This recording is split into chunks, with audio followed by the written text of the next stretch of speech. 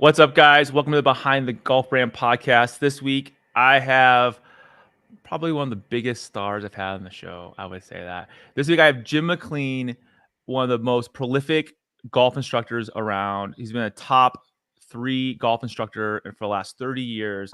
Like, everybody knows Jim McLean. He has his X Factor books. He has a series. He has his schools. He teaches the pros, and I'm really super excited to have him on the show and just kind of talk about his life and his career and what he's up to right now. So welcome to the show. Thanks, Paul. Nice to be with you. So where are you located right now? Well, I'm out at my golf school in Utah. I'm in Park City right now. My golf school is right down the hill here, and from Park City, it's in Heber City. It's called Red Ledges. Jack Nicklaus did the golf course. It's the #1 ranked course in Utah. Wow. Nice. Cliff Drysdale does the tennis, and I do the golf instruction. So I've got a great team of teachers here, and I really look forward to coming out here every summer. And feeling the cool breeze and see the pretty trees and the pretty mountains. No doubt about it. It's pretty hot back in Miami. So how many schools do you have right now total? I have 6 schools. I have 3 in the United States. I have 1 in Madrid, Spain, 1 in Mayakoba, Mexico, and 1 in Seoul, South Korea. Wow. I have 2. That's yeah. Cool. I didn't know that. But the main school's in Miami, right? Yeah, our international location is at the Biltmore Hotel, and then we have another one on South Beach at Miami Beach Golf Club. So we got 2. They're about 45 minutes apart. 2 really cool places in Miami. That's crazy. I mean, are you traveling to all your schools throughout the year? Like even like in the one in Korea, I know you're saying going to Europe this fall, but Yeah, that normally have to do? my director of instruction and one of the teachers are meeting me in Seattle next month, so I'll be meeting with them there, and then I'm going to South Korea to my school there in 2024, May 2024. So I'm really looking forward to that. Golf is just huge. It's huge all over the world, I think, right now, but it's really big in Korea.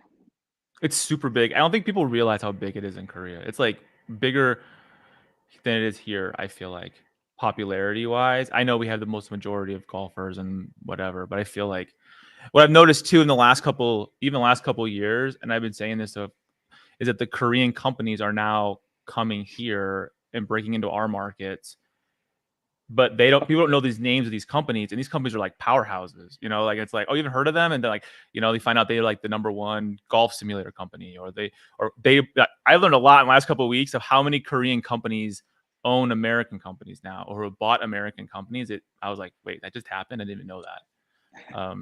It's crazy. I mean, it's cool, but I just didn't realize. Well, they have such a huge presence on the LPGA tour, and quite a few great players on the PGA tour and other tours. That part of the world is definitely a major player in the world of professional golf, no doubt about it. And they just love the game. So I'm really looking forward to going over there. I was supposed to go during the COVID times, and they were really pretty tough over there. So it's been 3 years of really not being able to travel to South Korea, but I'm going to be able to go over next year, and I can't wait to go. That's really cool. So I kind of want to talk about your life, right? So how'd you first get into golf? Did you play with your dad, or like how'd you get into golf when you were a kid? Yeah, my dad was a good player. He was an engineer for Boeing in Really? Seattle, Washington. Oh, that's cool. Yeah, he grew up caddying in Minnesota and then migrated out when he was 17 to Seattle, Cool. and started at Boeing. He was in the Navy in World War II, and then he loved golf. He played a ton of golf, and I would caddy when I was a little kid, 11, 12 years old. And we lived very close to Rainier Golf Club in Seattle. Not a very fancy place, little golf course, but a nice course. And I started playing there. I played all sports as a kid, but kind of in my teens gravitated to golf. I was having some early success. So yeah, that's where I ended up playing. in learning the game.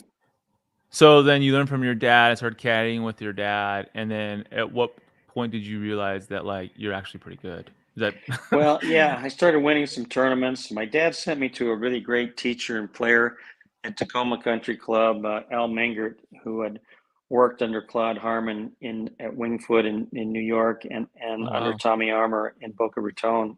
He was a runner-up in the U.S. Amateur. He played the tour off and on for 20 years. So he was a really fine player. He helped me more. And then, I got on an airplane when I was 16, flew out to the Western Junior in Chicago, out in Chicago, and I lost in the semifinals there. So then I said, well, I can compete against kids, in other parts of the United States. And then had a pretty good junior career, and I got a 4-year scholarship. I had quite a few scholarships, but I took the scholarship to the University of Houston, which at the time was the powerhouse place to go. And I had a great time at Houston. Believe it or not, we had 40 guys on the golf team. We lived in the athletic dorm at Houston with the basketball team.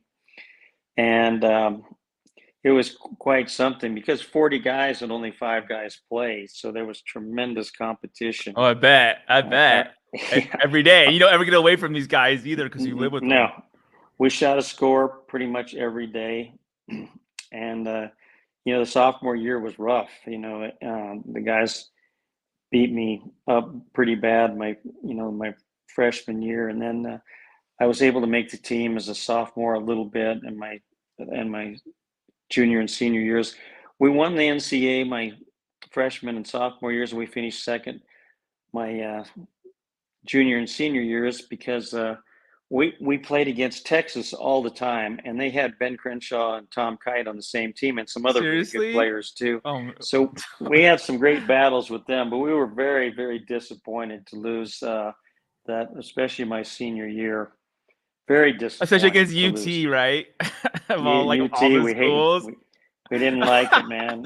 It was really You're awful. like, It was a terrible no, it's experience. anybody but them. You're like any other team. It doesn't even matter. Well, it would have mattered, but yeah, especially losing to them. But Like salt in the wound. Ben and Tom Kite were such great players. Ben was such a phenomenal young player, um, and she was supposed to be the next Jack Nicklaus. He wasn't. Nobody was the next Jack Nicklaus until Tiger, but Ben had a great career. He's a Hall of Famer, and Tom Kite's a Hall of Famer. And I ended up working with both of them later in my life, but mostly with Tom Kite. Did you? But that, my college years were great. I lived with 2 guys that won major championships that I lived with. Bill Rogers is still a great friend of mine, and John Mahaffey is a great friend of mine. He won the PGA, and Rogers won the British Open. And Fuzzy Zeller was on our team. He won the Masters and the U.S. Open. So we had all 4 majors on in the your team class. there. And now you have to Yeah. compete with these 40 dudes, and they're all like you look back and they're all like major winners and Yeah, stuff we like didn't, that. you don't think of it that much when you're in college. I mean, I knew they were good, but the big teams back then were Florida and Wake Forest. Oklahoma State's always been great. Arizona State's always been great. University of Arizona, USC, UCLA. But now there's so many great teams. There's so much more competition. I don't think anybody's going to dominate golf. Like when I left school, Houston had won 12 out of the last 16 NCAAs and finished second in the other 4. I don't think that's going to happen again because, our coach was a huge recruiter. He recruited all over the United States. That really wasn't, it doesn't really happen much now either. So, yeah, I mean, because already then it was so much harder to recruit. Like, how would you know if somebody was super good unless they played in a tournament? It's like now it's like they look on social media or they can look on the internet and be like, oh, okay, right. that guy's doing good in Arizona. Let's go recruit him or talk to Mm-hmm. him or whatever it is. So then what year was that when you graduated college? What year was that? 73, and then I played for a couple of years. It was mini tour golf. Really, I missed the tour school twice. I was very disappointed. We played 8 rounds in 1974, and I missed by 4 shots. So it was really close, over that many rounds of golf. pretty depressing to me. I've been playing competitive golf since I was pretty much a little kid, and I took a job up in. I didn't know what to do. I got offered a great job in Houston in a real estate company with a guy I played a lot of golf with at Houston. And he said, "Look, when you're going to come here, you got to learn the business, and it's not going to be much golf. You got to bear down." And then my other opportunity was to go to New York and teach up there, and which gave me the winters off. And I just wasn't ready to give up golf. And I ended up going to Westchester Country Club, which we had 1,800 members, 45 holes of golf, a hotel, and we had the tour event. So I went up there, and I really loved it. I was in charge at the beginning, mostly with the junior golf. I worked a little bit in the shop, but mostly I was just teaching. And I hadn't really thought about being a teacher until that time, but I enjoyed it a lot. I ended up teaching, and then I'd go play in the winter. This is like what year? 71? So yeah, I started up there in 75, and I was. All right, so everybody, but hold on. People don't know this? They probably do, but you played at the Masters, right? Yeah, I played in a. You skipped over that part. Well, I qualified. I played in the U.S. Junior. I played in 3 U.S. Amateurs. I finished 4th in U.S. Amateur. It was medal play back then. I played in 2 U.S. Opens when I was young, and I made the cut in the Masters. Yeah, that's amazing. So I was pretty. And those were my you were best right years cusp, of playing. Yeah, I was right there as being, somebody. I thought for sure I'd play the PGA Tour at that time, but you had to go through the tour school, and I missed that. And I think it turned out to be. So back then, the tour school, was that just like, I know it's different now, but like, what was the tour school like? You had to like win so many things, or how did that work back then? Yeah, well, they really don't even have a tour school now. That ended about, I don't know, 5 or 6 or 7 years ago, and you just go through the Corn Ferry, and then the top. For a while it was the top 15, 20. I think it's the top 30 maybe now get a PGA Tour card. They play all year, and then the top 25 or 30 players go on to the PGA Tour, which is a good way to do it, not just 1 week or, it was 2 weeks, but we would start with a regional qualifier, and you had to get through that. And then sometimes I think I had to go through a regional and a local, a regional, and then you went to the finals. So that finals was, like literally the best of best, right? That were not. Yeah, you had to, we didn't have too many spots. I know when I missed, we had 18 spots. It was, you had to play really well those 8 rounds for sure to make it. And I just didn't make it.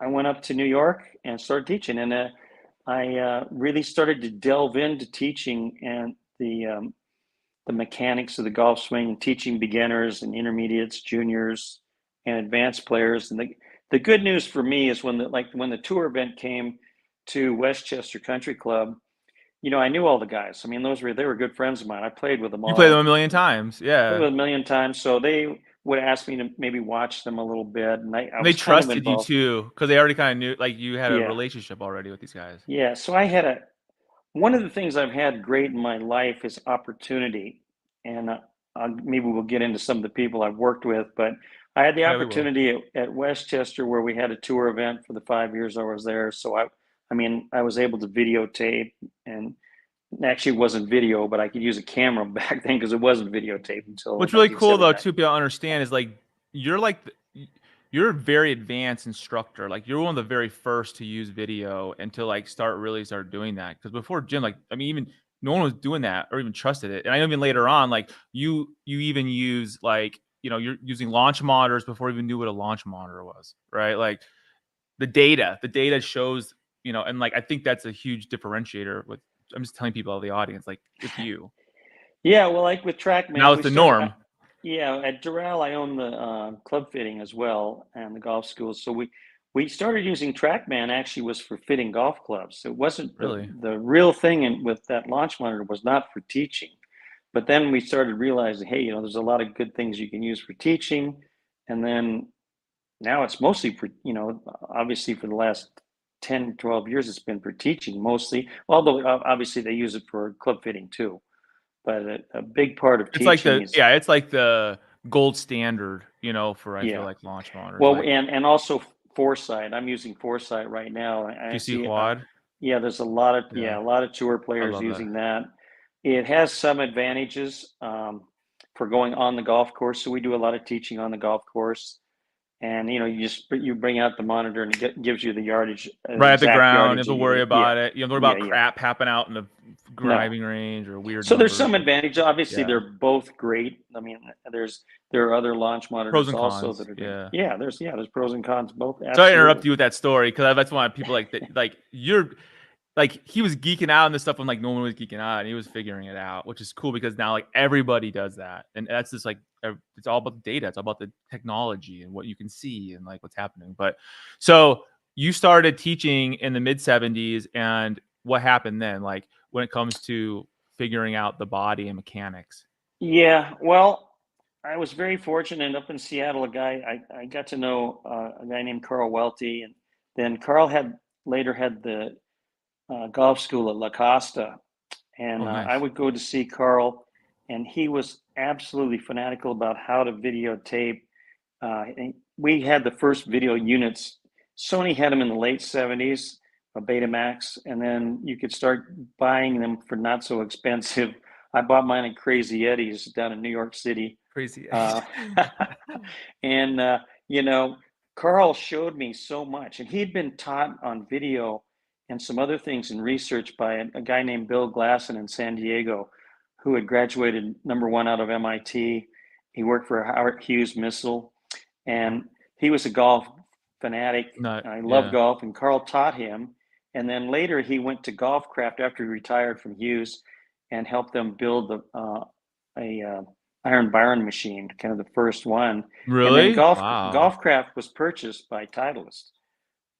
But anyway, Glasson showed Carl some great ways to research, and one of them was putting the camera in exactly the same place every time.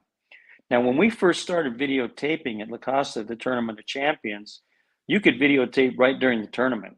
I mean, it was no big deal. Nobody cared. Later, like in tour events, they were very particular, unhappy if you could do it in the practice rounds, but you certainly couldn't do it in the tournament. We even got really in trouble and Doral because they sent me a letter from the PGA Tour. They were going to sue me and do something because I had copyright or something. Yeah, they said thought there was a tremendous value in having a picture that we'd use to teach people. But I had over 20 teachers, and we had every one of them out on the golf course for the practice rounds. And it was particularly bad probably with Tiger Woods because we filmed every shot he hit with about 15, with 15 guys. We would always get a good spot because at a tour event, people walk in front of you, and there's always something that happens, or they don't hit a good shot. So we'd have to throw out a lot of videos. They weren't framed correctly or whatever. You're like the paparazzi back then, huh? We were bad. Yeah, that tournament, man. We were fanatical about trying to But then from that, every year we did studies. So I would give each of my teachers one thing to look at. So head movement, for example, like who moved their head the most? Did anybody not move their head? Did the head move up and down? How much side to side? And then from down the target line, did the head move out and back? Because one of the old myths in golf is that the head's got to stay in one position. Oh yeah, I've been yelled at about that. My dad used to scream at me from across the fairway, and I have people telling me this. They'll be like, "Hey, remember your dad would scream at you to keep your head down?" And I'm like, "No." He's like, "That was so messed up." And I'm like, "Dude, he did that every single time I hit a golf shot. Like that hasn't changed." And then like a couple weeks ago, my instructor, he was like, your head has to follow the ball. Like, what are you doing? I'm like, I keep my head down. He's like, "No, dude, that's not how it works." Yeah, it's funny. There's a lot of things that the greatest players in the world are not doing. So, for me, we developed a series. What Carl and I started to do together with the studies was to try we took all the guys that had won 2 majors, and we decided to find out what do they all do the same? And that's really hard to do, to find anything that they do the same. And that's how we started doing the studies to see, okay, like what is everybody doing? And to me, those are the real fundamentals in golf. So like a grip is not the fundamental, and lining up dead straight is not the fundamental, because there's so many great players that don't do that. There's all kinds of grips on the PGA Tour. John Rahm's got one of the weakest grips you've ever seen, and Jordan Spieth and Justin Thomas is super weak top hand grips. And then some guys like Freddie Couples would have probably the strongest left hand grip, or Matt Kuchar, and tons of guys. Well, they're all over the place. As interlock grips, 10-finger grips, double finger over the lapping grips like Jim Furyk used, and to be one of the greatest players of all time. A reverse double overlap grip that he used his whole life. Now, who would, most teachers would say, if he was a young kid, they'd say, you can't do that. You got to change it. And keep your head down. And keep your head down. Don't move your head at all. Yes. And keep your left arm straight. Those things. So you're when you're in New York and you're working with or seeing your friends, at least they're tour players now or whatever, mm-hmm. Like were you working with them too, like out doing they're there for the tournament, and they're like, what happened then? Well, you're working with them as a friend, unofficially, right? Unofficial. Yeah. Oh no, unofficial. I wasn't there. I'm not saying I was their teacher, but I'm just saying they would. I'd come over. I could talk. What are you working on? What are you doing? Or what if you're working with a teacher? Not that many guys were working with teachers, back then. And we kind of all did it ourselves. We might talk amongst ourselves, or they would have somebody take a look at them. It was much more figure it out. Yeah, much more self-reliant. Jack Nicklaus had a teacher, and he was. Jack Grout was his teacher, that he would start the year for 10 days with Mr. Grout, and he was very organized. You can tell with Jack, he was very organized with everything he did. And, so he was way ahead of his time. Now everybody's got a teacher, almost. Multiple teachers. Yeah. Yeah, you have a teacher for the short game, for putting for your full swing, a physio, sports psychologist. One of the big things in building my schools, which maybe we'll get to how I got there, but is total game teaching. So I try to teach my instructors this circle of teaching, which is the full swing, which most people want to do, the mechanics of the full swing, the safety zones, and how we teach beginners versus intermediate versus advanced players. And then there's the short game, which is short putting, long putting, chipping, pitching, lob shots, all types of bunker shots. That's a big part. And then there's the management game, which is on-course teaching, learning how to teach on-course, teaching people the percentages, where they are, and the percentages change from day to day, how you're hitting the ball. So we try to be able to go on-course instruction. And then the other part, which we're not really sports psychologists, but I've worked with most of the top sports psychologists. I do a lot of reading. So I feel like I have to be a sports psychologist for almost everybody I work with. So the mental part of the game is important for everybody, but when we're with tour players, it's the most important thing. Because I'd say a tour player would say, if you ask them which of those 4 parts are the most important, every one of them would say the mental part, because they all hit it pretty good, and they all chip and putt pretty good. Yeah, and they all can manage the game, right? But who can stand up there with Scotty Scheffler and Rory McIlroy on the last day and shoot 66 again? Very not crack mental. Or buckle under the pressure. Because you look at the PGA Tour, everybody looks great on the tour. There's no way, if somebody didn't know the names, to look on in detail, watch them on the range and say, this guy's the best and that guy's the worst. It's impossible to do that.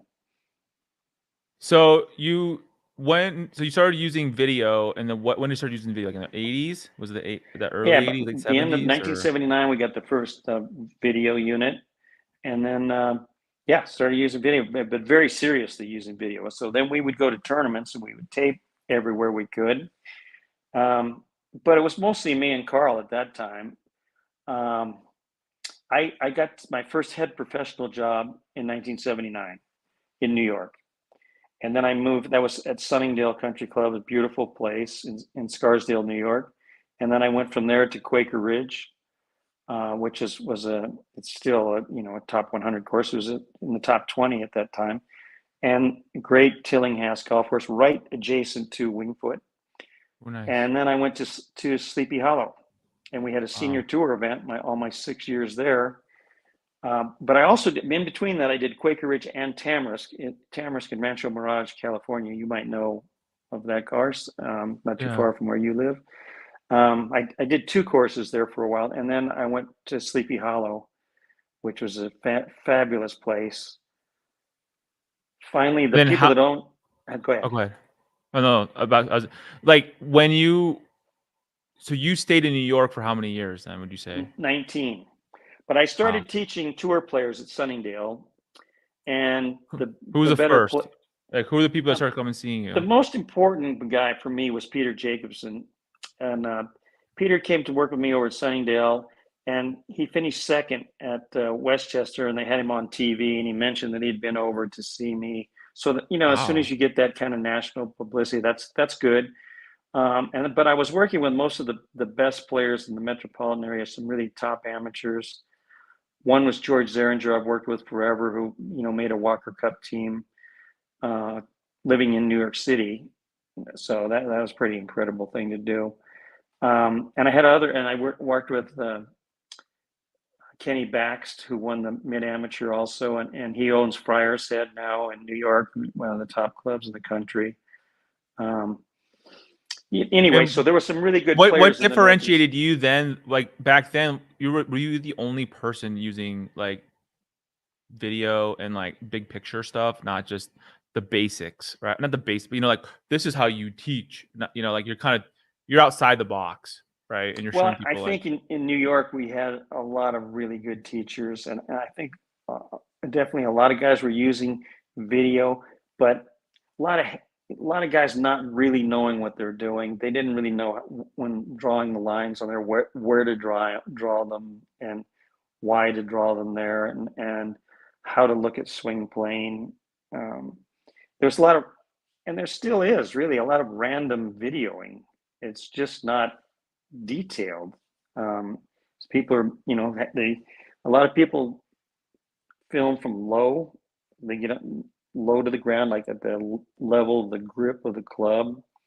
But I don't teach on my knees. That's just how I look at. Most people don't do that. I stand up and teach when I teach, and I have the camera up at more right here, chest height, up at this level, so that that's how you see the game. And we filmed straight down the target line. And the reason Carl showed me that, and the reason Bill Glasson talked to him about it, was that's the only place you can see where the ball starts. So, like, where is the ball going? And that's, maybe the most important thing in teaching, could be, like, where's the ball starting? And then why is it starting to the left or starting to the right? And then why is it curving from there? So our eyes had to be our TrackMan back then, and you learn to see trajectory. You learn to see if the ball's spinning too much, but you have to teach a lot to do that.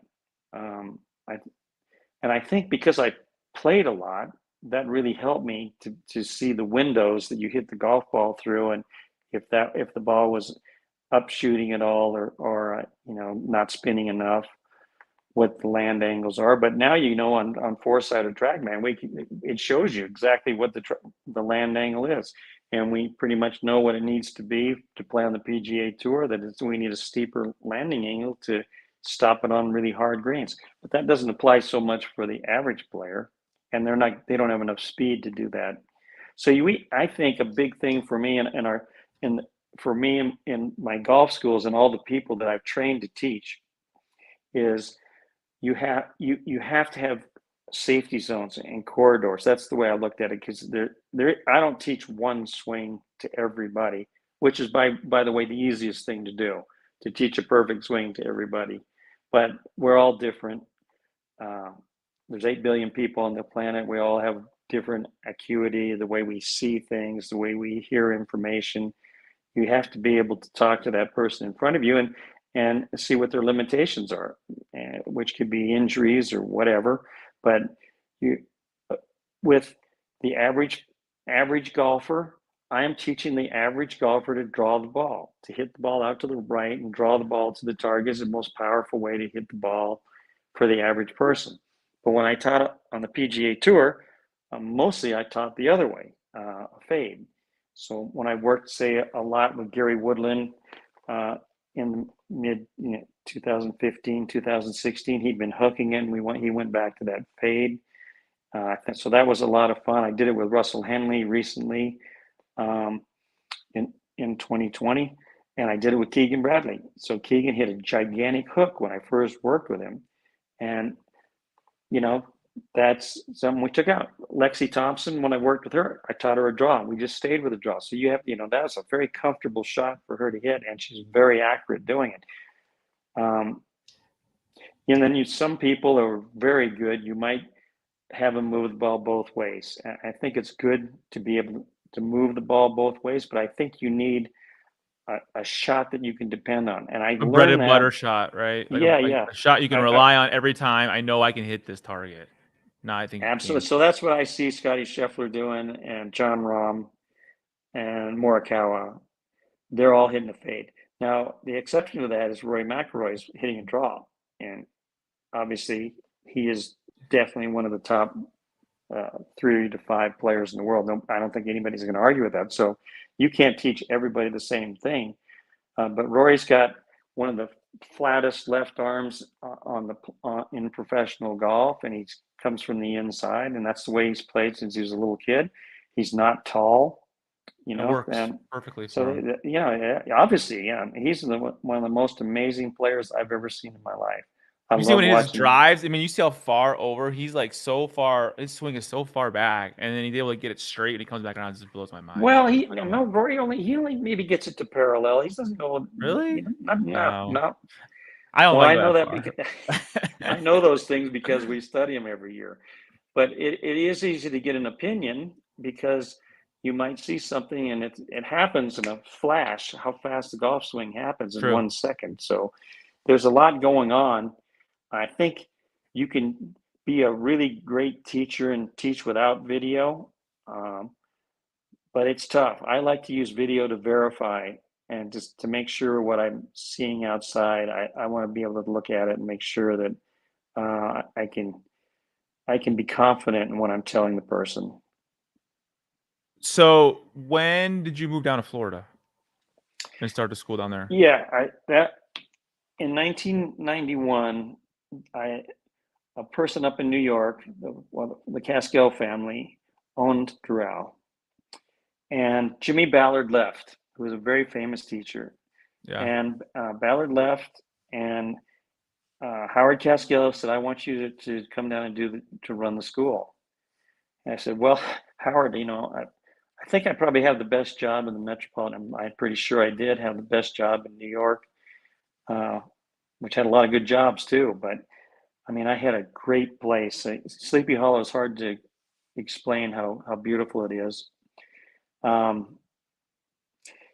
And it's a big move. I had two boys, and he made a great offer. So I ended up doing both jobs. I did Sleepy Hollow and Doral for 2 years. But then I saw that I could do this. I could go to Miami. I could do very well, and it would give me the summers off. And my boys were young. I said, "Hey, because when I was in New York, I worked really hard. I mean, 7 days a week. I taught a lot of nights because when I taught the outside people, I generally taught them from about 5 to 9 at night. So it stays light till 9. So far north. So I'm grinding it out pretty hard, and then on Mondays Mondays, Tuesdays, I play like 7 tournaments a year up in the New York area. But I love competing still. You love it, yeah. You're hungry. Yeah, I like that. So that was a tough thing to give up. When I went to Doral, it was all teaching.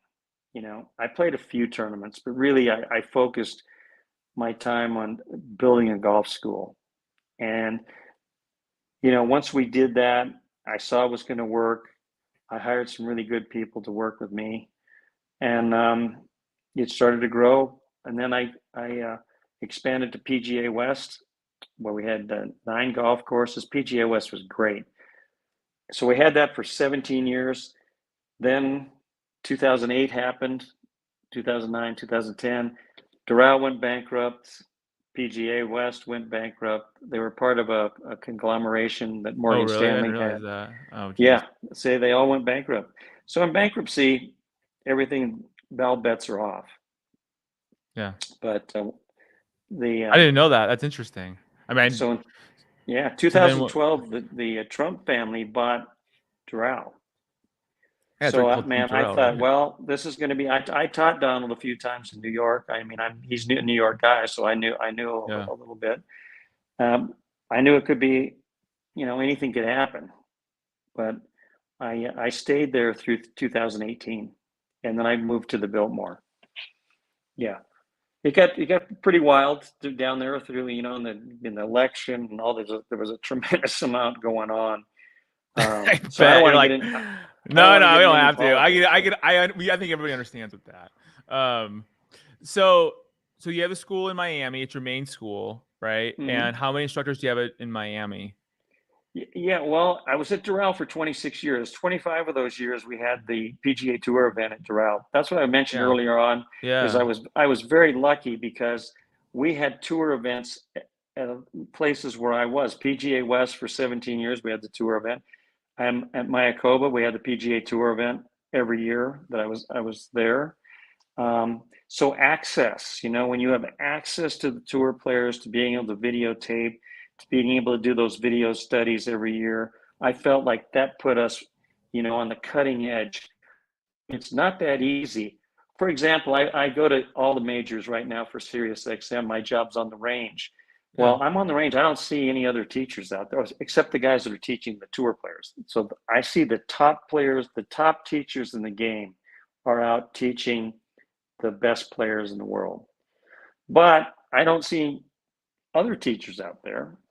It's a great time for me because I can get a lot of Watch information, and and learn. so I'm trying to stay in the game. And I've got a lot of young teachers that work for me. That right now at the Biltmore we have 17 teachers and 6 assistants, and at my other school we have 6 teachers and 1 assistant.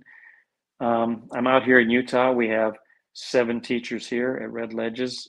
Can't wait. I'll be teaching starting next week there. So I've just been So lucky to be at places. Yeah. when did you come up with X Factor?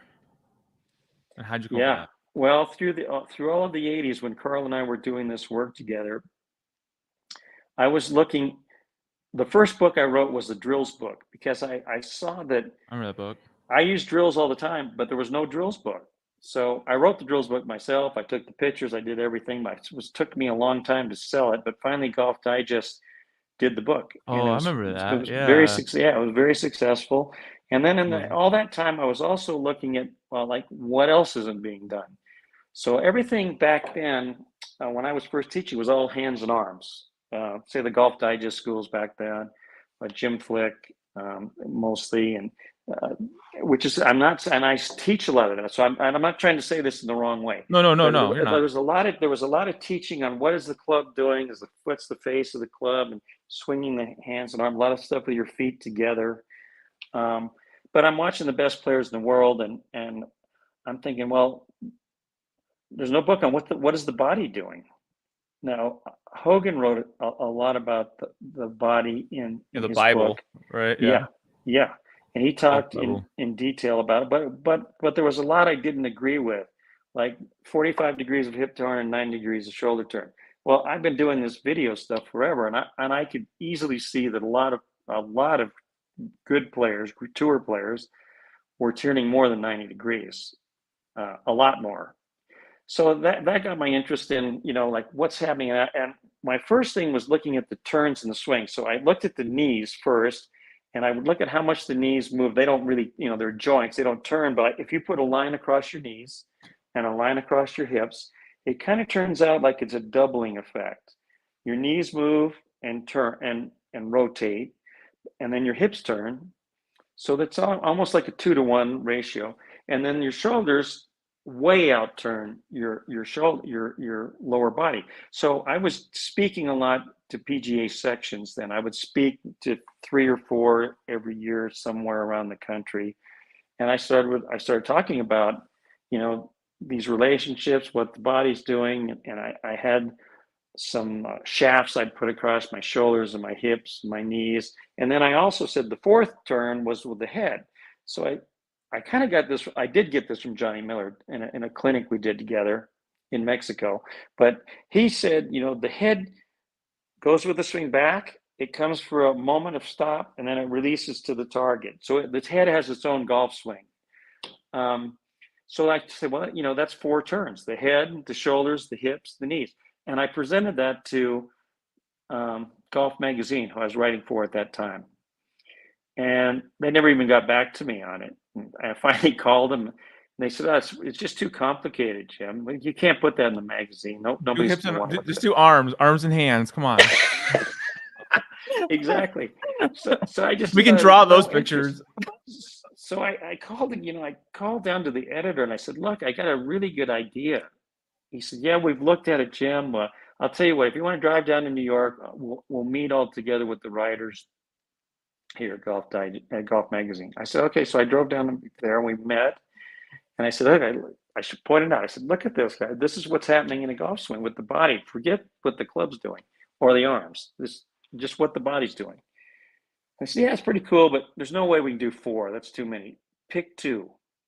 Oh, gosh. So I said, all right, well, the most important would be the hips and the shoulders. So we do that, and I write an article, and then we have to decide what to call it. And John Andrusani was one of the writers, and he said, well, if you look down on this, it makes an X. What do you think of that? And I said, yeah, that's a good idea. And he said, well, let's call it the X Factor. I said, so he really named it. But I said, okay. And they did the trademark article. That. They did the article, and it was the all-time #1 best-selling really magazine. Yeah. So then, I was able to do Taking the X to Impact, and then right before that, I had spoken out in California, and a guy out there who was the teaching pro at Bel Air was working on a machine, and they could measure your shoulders and your hips, and he called me.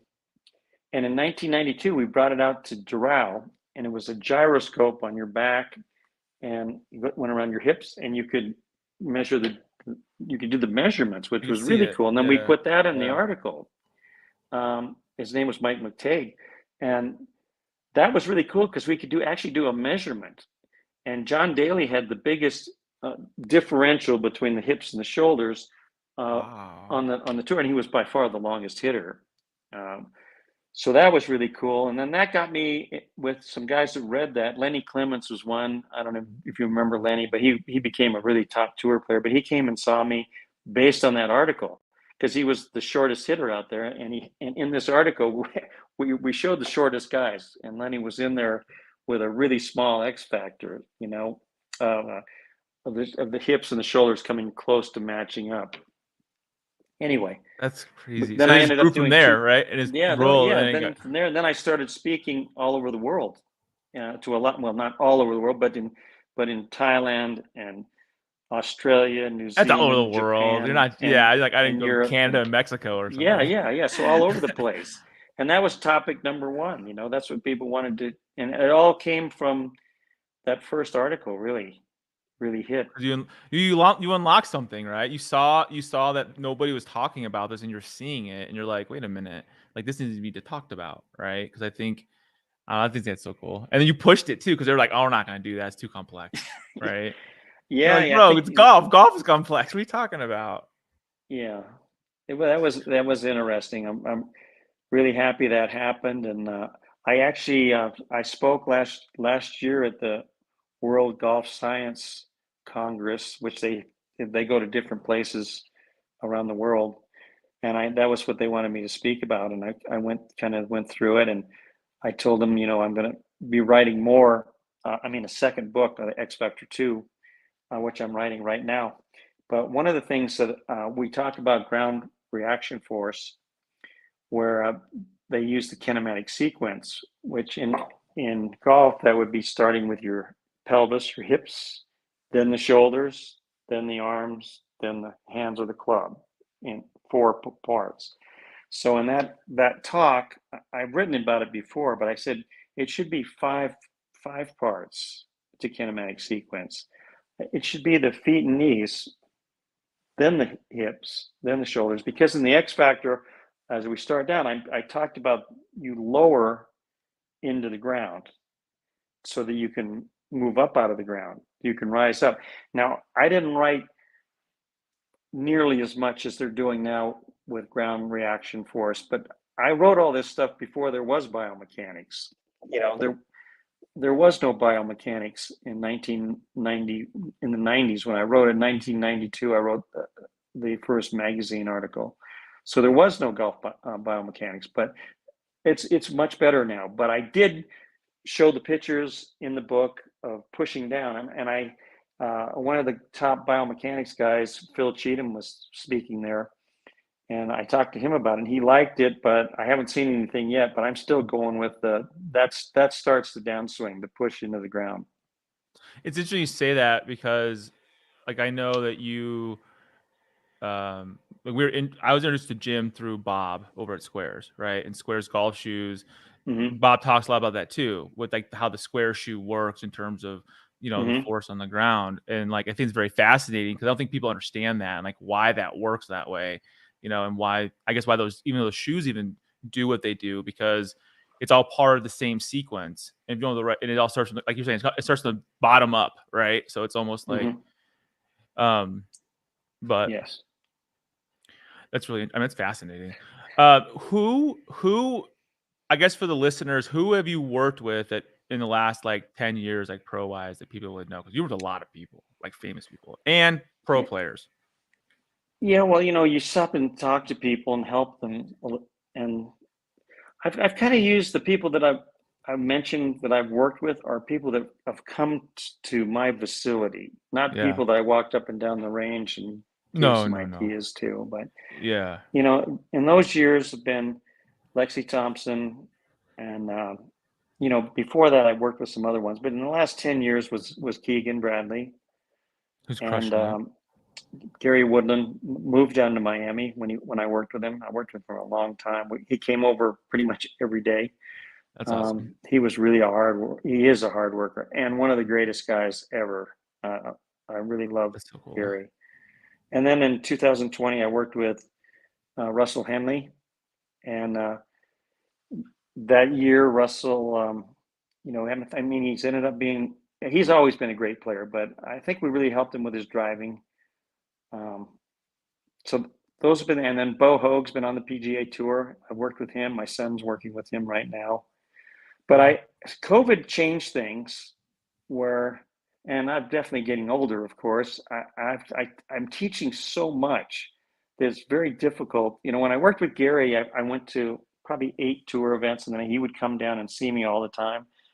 Russell, I'd go to, I don't know, 6 or 7 tour events with him. But you're on the road, you're away, you're staying in a hotel. It's not all that glamorous. Another thing that always happens on the tour is the guy will say, "I'll meet you at 7:30 tomorrow morning," and then you get up and you go there and you wait on the range for 4 hours until they get there at noon.